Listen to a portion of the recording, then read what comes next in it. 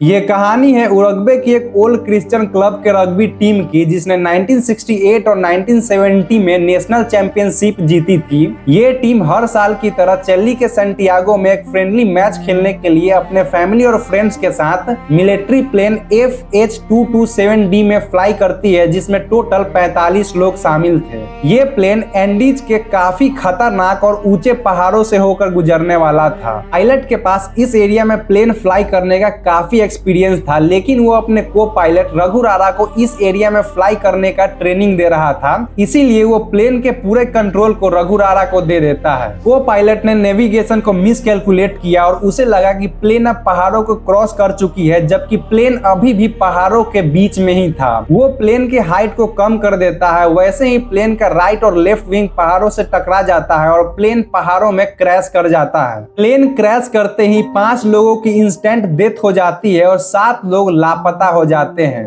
अब वहां पे केवल 33 लोग बचते हैं। चारों तरफ चीख पुकार मची हुई थी। सारे लोग रो रहे थे, चिल्ला रहे थे, क्योंकि किसी के पेट में लोहे का रॉड घुस गया था तो किसी का पैर टूट चुका था। रात को टेम्परेचर -35 डिग्री से भी नीचे गिर जाती है। बर्फीले हवाएं और ठंडी हवाएं चलती रहती है और कॉकपिट में फंसा को पायलट रघु रारा दर्द से इतना तड़प रहा होता है कि वो अपने दोस्तों को बोलता है, जो वहां पे बचे हुए थे, कि मेरे बैग में एक पिस्तौल रखी है, उसे निकाल करके मुझे गोली मार दो। रात के कड़ाके ठंड के कारण सुबह तक 5 लोगों की और डेथ हो जाती है, जिसमें को पायलट रघु रारा भी होता है। इन लोगों के पास खाने के नाम पे 8 चॉकलेट और आधी वाइन की बोतल बची हुई थी। ये लोग आपस में इक्वली डिवाइड कर ही रहे होते हैं। तब इनमें से एक फ्रेंड बोलता है कि रेस्क्यू टीम हम लोगों को बचाने के लिए आ रही है और मैंने इसे रेडियो पे सुना है। लेकिन ये बात वो झूठ बोलता है लोगों का हौसला बढ़ाने के लिए। और ऐसे कर करके 10 दिन और बीत जाता है और तब रेडियो पे सच में खबर आती है कि सर्च ऑपरेशन को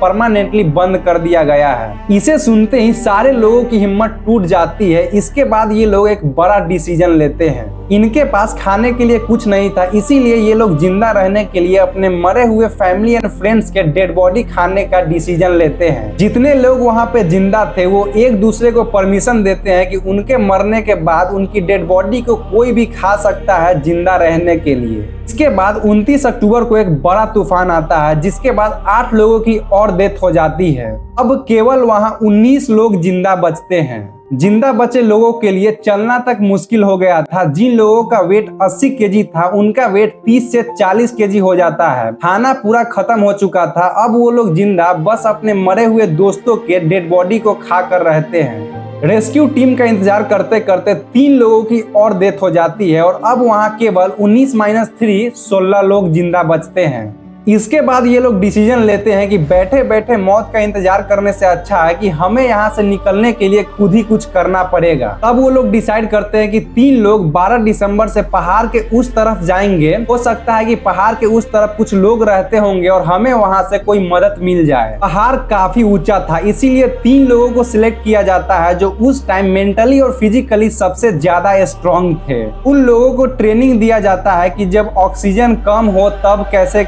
सर्वाइव करना है। कुछ एक्सरसाइज कराई जाती है ताकि वो पहाड़ को सही से चढ़ सके और वो तीनों निकल जाते हैं पहाड़ के उस तरफ जाने के लिए।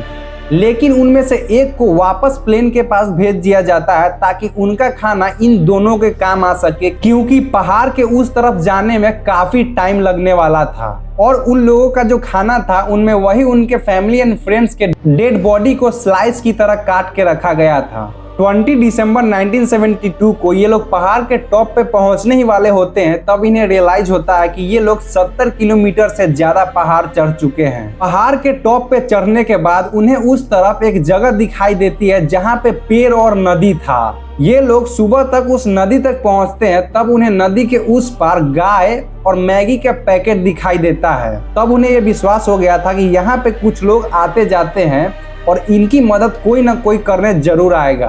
अभी नदी के दूसरी तरफ घोड़े पर सवार एक आदमी आता है। नदी काफी बड़ा था, इसीलिए पानी की आवाज के कारण इधर से उधर सही से कम्युनिकेशन नहीं हो पा रहा था।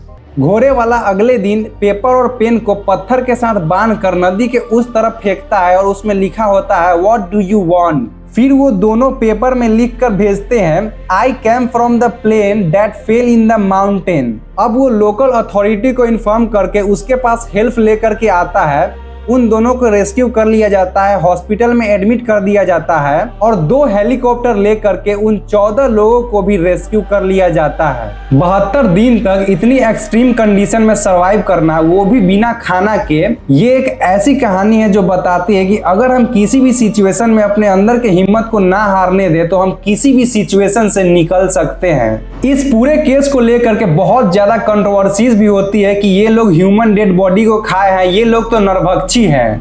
लेकिन रियलिटी में एक ऐसी कहानी है जिससे हमें इंस्पायरेशन लेनी चाहिए। अगर आपको ये वीडियो पसंद आया तो वीडियो को एक लाइक करके चैनल को सब्सक्राइब कर दीजिए।